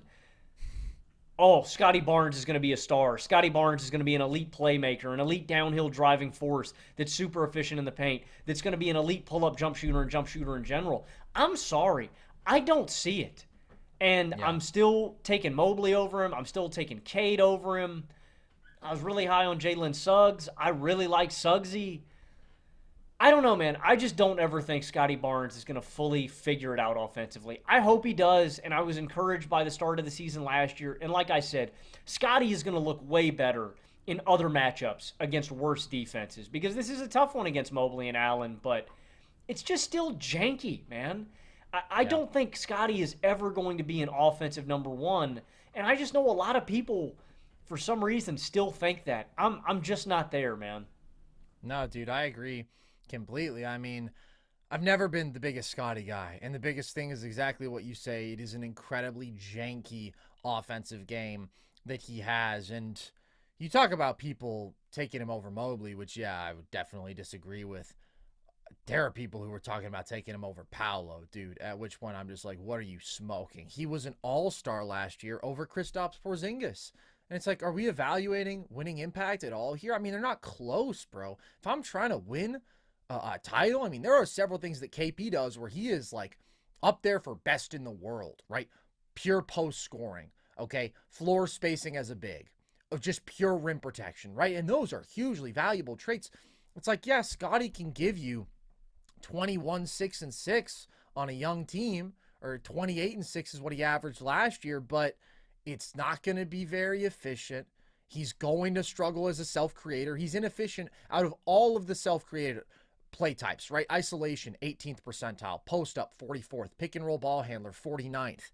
And when he's also not a good spot up player, it's just you're getting some stuff from his athleticism, some stuff from his rebounding. He is a very good playmaker, but if he were to be a star, he'd have to really, really make the most of his defensive ceiling. That's what I liked about him most as a prospect. It was just bad for the Raptors overall, dude. I thought that this was a team that could make the play-in. I had them winning 30 games, but that made them my 10 seed because there is young talent on this roster that I thought was trending upwards last year, but when Chris Boucher is your leading scorer on opening night, I mean, yikes, man, just big old yikes. And they don't have RJ in this one, but they got their asses handed to them. So I think that that's a good shout. I'll shout out another young guy from the 2021 draft as well, Jonathan Kuminga, man. I remain underwhelmed by Jonathan Kuminga. There are a lot of people who think he's an ascending star. Just didn't see any improvement in game one of year four for him. His finishing was bad. He was sketchy with the ball in traffic, getting stripped, not taking care of it, committing multiple offensive fouls, running people over, pushing off, out of control, bricking jumpers, unsurprisingly, and he wasn't focused defensively. And these are all the things that we've been saying for him the entire time that he's been in the league. He's a special raw athlete, and that is it. That is it. Everything outside of that is as raw as it comes.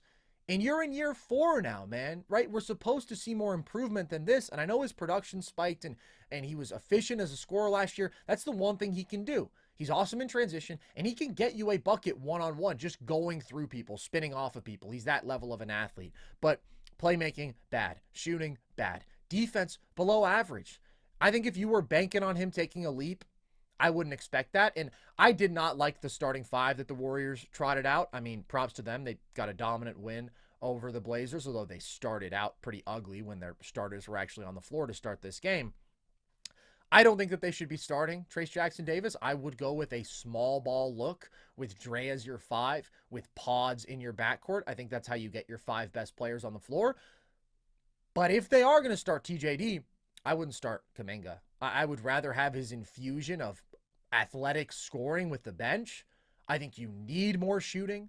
I would rather have Wiggins' defense and spot up ability than I would Kuminga's raw, untapped athleticism.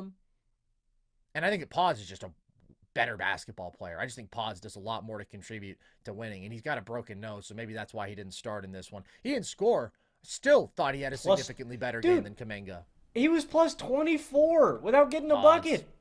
Pods. That's just pod shit, man. So It's not an encouraging debut for Kuminga, and I wasn't expecting a leap from him. I've said that I'm higher on Pods and what he can do for this team this year, but it was bad, man. It was pretty ugly. Well, you answered my follow-up question. I was going to ask if you'd rather have Pods or Kuminga out there. You sum it up. I think I agree with you, man. Yeah, Pods is better right now. Kuminga mhm. still has a higher ceiling, theoretically. Like, when are we going to see it? I don't know. I just think there's too much in his game that needs to be rounded out to say, yes, he's going to figure out all of these things, right? When shot and playmaking and defense are all major red flags, you just have an athlete at that point. Feel is a major question. He had a couple nice cuts in this game, but just IQ, shot selection, all of that is a major question. You know, and if Kuminga could really tap into his defensive ceiling, then I think is where you'd feel Yeah. the value of just having him on the floor over a guy like Pods. And if he can't do that at the bare minimum, I agree with you, man. I don't think it's worth having that kind of a clunky offensive fit out there, man, with that limited floor spacing. So I think that is a good pick. And I know that, I don't know, man, Kuminga's a polarizing guy, dude. There are guys who are really, really low on him, and there are guys who still think he's going to be a star. I just haven't seen enough yet. I like Kuminga, but it's frustrating that we're this far into Kuminga being on the team, and we really haven't seen the fruits of the labor yet. I'm going to shout out my last team here is the Phoenix Suns, and they just continue to befuddle me. 22 turnovers.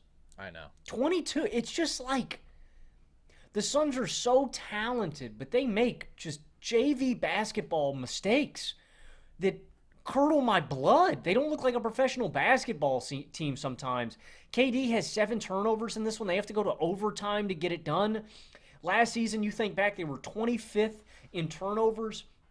They were the worst fourth quarter team in offense in basketball. It just feels like an aimless amalgamation of basketball talent, a strange smorgasbord of superstars, man.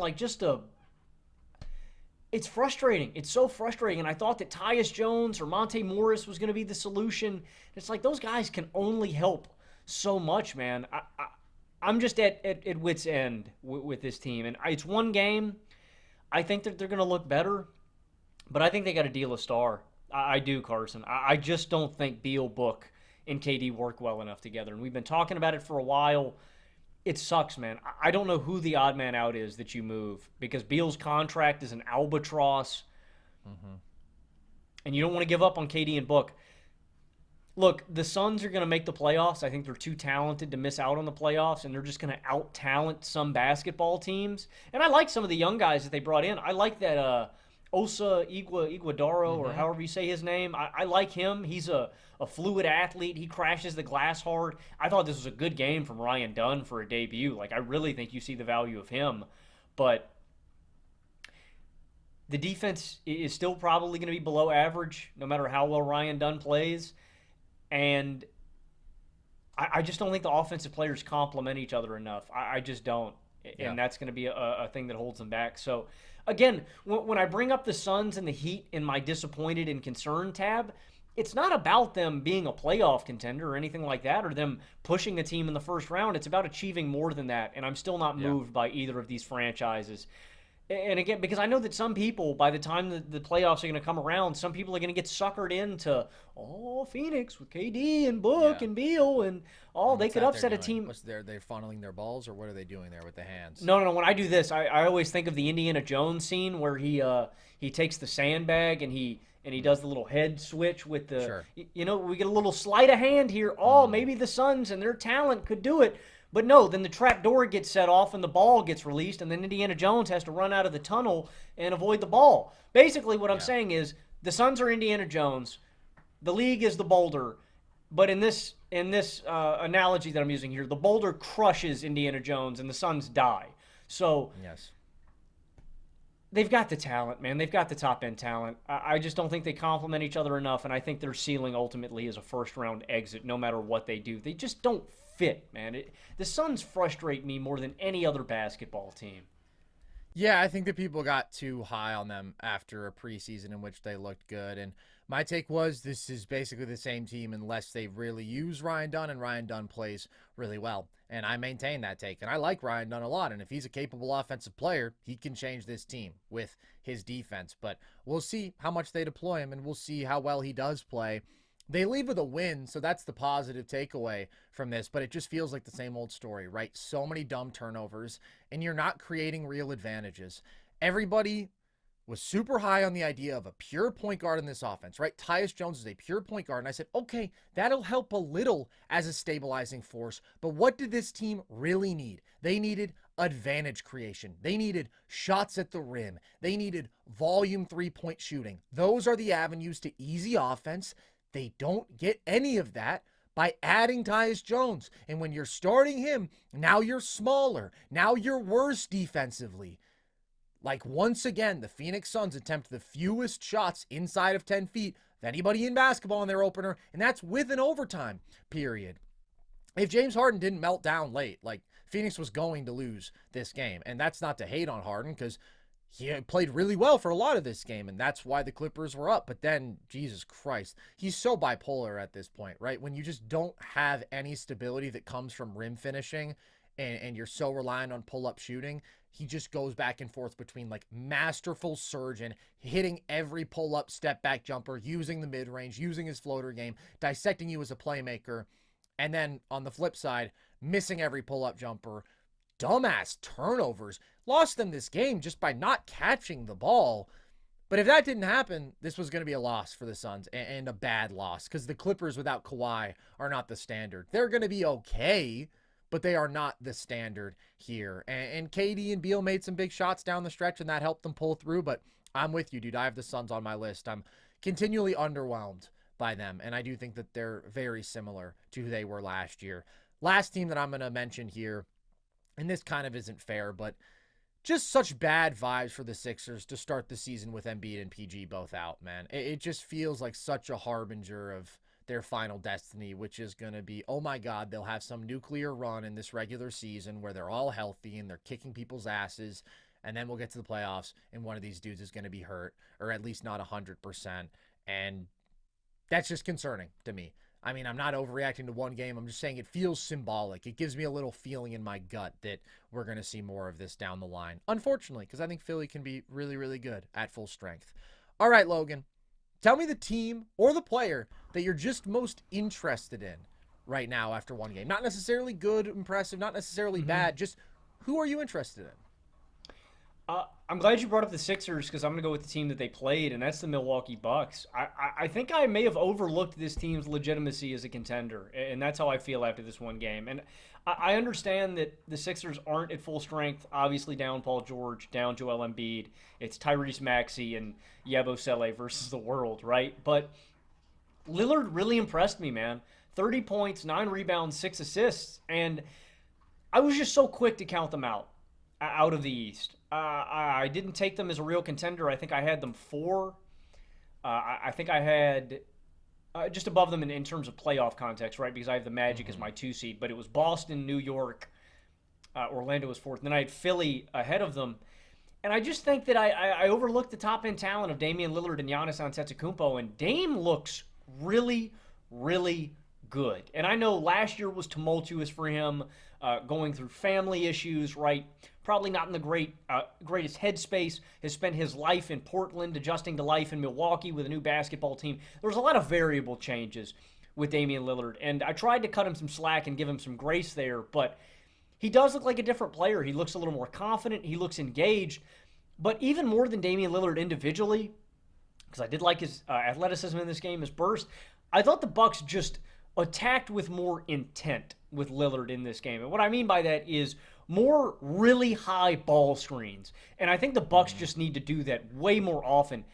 It's such a weapon. When you give Damian Lillard a massive runway to the hole, it's hard to stop him, because what that's going to do is, especially if you do it with the guy at the center spot and you have everybody else spread out on the wings, what that's going to do is, say you set the ball screen way above the top of the key, it's going to drag that center basically all the way up to the free throw line immediately. And that's going to give Dame 2 options. He can either slam on the brakes above the break and hit a 3, or if that center continues to come up and try to play him, Dame can just blow by him for an easy layup. And I still think he's got that pop and that burst and can do it in spurts. He's not as an athletic prime, but he's far from washed, right? Mm-hmm. And Dame was a big concern of mine coming into the season about Milwaukee and their title chances. I didn't know if he could pull his weight. And it was a part of Dame and his ability of himself, but it was also a part of Milwaukee not weaponizing him and his strengths enough at this point of his career, and I was really impressed. We got more two-man game with him and Giannis. We talked about that all last year. They need to do more of that. They did it in this game, but it was also more high ball screens. I just think it creates really easy offense for Milwaukee, and this is a team, Milwaukee, that was predicated on their defense and that won on their defense. It's how they won their NBA title, right? Giannis, Drew Holiday, Brook Lopez, a suffocating defense that would in turn win offensively. I think this is a team with a different identity this year, and they should lean into that more heavily. I think they should go all in on their offense, and that be the focal point of this team and the fulcrum of where they win basketball games. And it starts with Dame. It starts with high ball screens. It starts with the two-man game with Giannis. But I'm encouraged, man. I like the added shooting on the wings. Taurean Prince, Gary Trent Jr. in here. I like those additions. The bench isn't the deepest, and I still think this team has real flaws. I don't want to gloss over them. Their flaws are still the same. They're older. They're not super athletic. But I think I just wrote them off premature. And Doc Rivers is their head coach, of course. But right. I wrote them off prematurely. I still do consider the Bucks very much in my contender bubble, and I was really impressed with Dame and their offense in this game. I'll need to see more from the defense to be moved because I expected the offense to be really good, and I did expect a bounce-back season from Dame, and that's why I was higher on the Bucks than last year, right? That and also what we saw from them on the margins, bringing in a Gary Trent Jr. and a DeLon Wright and a Taurean Prince. But yeah, man, I mean, they've got shooting everywhere, and they have potentially the best duo in basketball. And Dame's not going to get back to 2023 levels, but I definitely do think he'll be better than last year. That was an uncharacteristically bad year from him. But it's going to come down to what level can they defend at, how much does their athleticism limit them on that end. They have the potential to be the second best team in the East, but I had them for preseason. I'm not going to move off that, but they are definitely interesting, and they were shooting the shit out of the ball in this one, that's for sure. And Giannis hit a pull-up midi, and I said, whoa. Whoa. Bro, that blew my mind. Like he shot it with confidence. It looked smooth. I thought it may have been AI generated. Also, really nice Brook game outside of shooting, you know? Really protected the rim pretty darn well. But again, they were basically defending one dude in this game, and that was Tyrese Maxey. I'm going to shout out the Houston Rockets as a team that I'm really interested in. Just like when I'm thinking about League Pass, who do I want to watch? I was locked in on Hornets Rockets, especially in the second half, because at all times the Rockets are playing multiple young players who I am super intrigued in. I mean, it's basically their entire rotation outside of Van Vliet and Dylan Brooks. Like, you're getting lineup combinations with Reed and Amen out there, and Şengün and Jabari Smith, Jalen Green, Cam Whitmore, Tari Eason. I like. He's not as intriguing, but they're just really, really fun and exciting, and their depth is legitimately good because of that, too. So I just think they have a really fun bench to watch, and you're kind of tracking all these guys and seeing who takes the leap. I really like what we saw from Amen in this game. You know, Amen is my guy, but particularly I thought he was a super willing screener for all of the guards, which is great. That's a huge way for him to tap into his value in this offense, and he was moving well without the ball. I'm just really, really intrigued in the Rockets because nobody has more interesting young pieces. And on top of that, I do think they're going to be good, right? I had them winning 43 games. So it's a really fun blend of being super young, but also clearly ascending. And I do think a year from now, this is going to be a 50-win team. And I don't know that all these pieces will still be here. Jalen Green gets his extension for 3 years, 105. Şengün does not. They're going to have to make some choices, but that's also part of the intrigue here. Speaking of young guys, Logan, most impressive rookie debut. Who was that for you? Real quick on the Rockets, I just wanted to add to your boy. Amen Thompson had some big defensive plays in this game that I was impressed with, man. Couple of nice He'll be one of the shots. best defenders on the planet. Yeah. Big trust. Definitely. You know, I was pretty underwhelmed by the rookie crop, I'm not going to lie, as a whole. So the one guy I did like was Yves Missy for the Pelicans. 12 points, 7 boards, 1 assist. He had 3 blocks in this game. 7'2" wingspan, 235 pounds. He's got a simple role and a job to fulfill here, but he can do it well. And I really like how he showcased some of the low block touch in this game. He's got a nice reverse layup, and with all this talent in New Orleans, like, I just think he fills a valuable role and can do it at a high level. Like, even when he's just sitting in the paint, right in the dunker spot, awesome. He's a big dude. He's got nice touch. Like, Yeah. it's simple play finishing. It's rim protection. Again, it's a very simple job, but I think Missy fits it and can play it at a high level right now. And considering this team's front court situation, right, they're starting Daniel Tice, and shout out. I shat on Daniel Tice before the season started. Tice played a good game. I'll give him that, man. I thought Tice played a pretty good game in this one. But Missy is going to be a guy that's just, I think, is better for the long term. He's bigger than Tice. He's just more athletically imposing than Tice, and he played a really good debut game. There's more to tap into, I think, offensively, but this team doesn't need that. They need rim finishing. They need rim protection. He brings that, and I thought it was a solid game from him. But yeah, man, I was pretty underwhelmed by most of the rookie class in this one. Agreed. No, it's completely agreed, and I also have Yves Missi down as my standout of the day. I really liked the pick. I thought that it was a clear positional need, and I thought that it was the right archetype, right? Athletic, young, spry, rim running, can protect the rim, can defend in space some as well. I'd start him if I were the Pels. I think his athletic ceiling, to me, is more impressive than what you get from Tice in terms of just veteran stability. I don't think either of these guys needs to play much more than like 20 minutes a night, because I do think you can go to some small ball looks out there for the remaining minutes when you have Zion out there on the floor. But yeah, I thought that he had nice timing and feel as a roller and finisher, and was protecting the rim and was just super active on both ends. That's what they've needed, right? They've needed a center who isn't going to get played off the floor defensively, but who also has the size to hang on the glass more than like a Larry Nance, who was their alternative to Valanciunas last year. And I think that he gives them a nice little look. So I was impressed by him. I was disappointed, Logan, by another center, Zach Edey, who poetically I made a video saying Zach Edey is too good to fail earlier in the day. And then he went out there in his debut and he failed.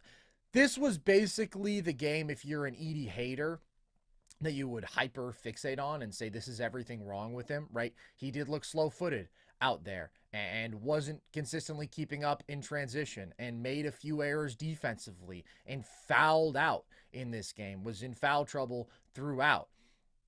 But ultimately, I think that he is too good to not make an impact. I think that he does certain things at such a high level. I think he's such a massive interior defender. And by the way, he didn't rebound particularly well in this game. Had some nice offensive rebounds, but overall got bodied by Walker Kessler in that category. And the Jazz were super physical with him on the glass. They dedicated bodies to him, but they were able to keep him off of the defensive glass at least. I also thought he just looked nervous in this game, though. He goes 1 of 5 from the free throw line. Like, I thought he had a little bit of the rookie shakes. And here's the thing. Edey, I think, does have more of a target on his back because of how divisive he was as a prospect, how great he was as a college player, right? People have watched a lot more of him. Most people have than they have an Alex Sarr or Reece Shea or whatever. Those guys both lay offensive clunkers, though, and it's not discussed. Like, Yves Missi was the leading scorer among all rookies in their debuts. Like, basically everybody went out there. Reed didn't have a very good game. I like Reed a lot. So I'm not overreacting to this from Edey. I think his post scoring is going to be a huge advantage. He has playmaking feel. He's a massive target as a roller and a cutter. He's going to eat up rebounds. He's going to protect the rim at a really high level. Yes, he is slow-footed. And yes, he is going to struggle to guard in space and to keep up in transition. Those are the things that we knew, though. We just didn't get to see as much of the good from Edey. I think that'll come with more confidence, more feel playing within this offense. And I still expect him to be Rookie of the Year. I mean, I think he's a strong favorite in my eyes. I agree. I mean, I think Missy's going to have an opportunity if he gets the burn, if he gets enough playing time. I'd be really surprised. I think Edey's going to produce, man. I think Edey's going to give you a double-double still. My expectations for him haven't changed, really. He just had a bad game. No, I mean, I agree. I'm just saying that other guys are going to play more and have, if they get 20 minutes a game, they'll have opportunities to put up numbers. I'm not panicking about Edey either. I think once he gets more comfortable, we're going to see him shine. And again, too, it's a new basketball team, and the Grizzlies' spacing isn't great already. Like, I think he's going to be fine. I did write down Alex Sarr. Uh, he was negative 24, worst among all Wizards in this game in plus minus. He puts up 2 points, 5 boards, 1 assist on 1 of 7 from the field and 0 of 5 from deep. Look, Sarr had no problem shooting the threes, and if I want to give him a little grace, I will say Sarr didn't egregiously bad miss any of these threes. Like he was hitting rim and he was close. Like they were close to falling down, but he did miss them all. But that is my concern with Sarr, is just like he wants to play more like a wing offensively right now. His game is relocate out to 3 when there's a spot. Like he just doesn't seem like he wants to hang around the rim as much. Yeah. And that's just a problem when you're the center. I want you down there fighting for offensive and defensive boards.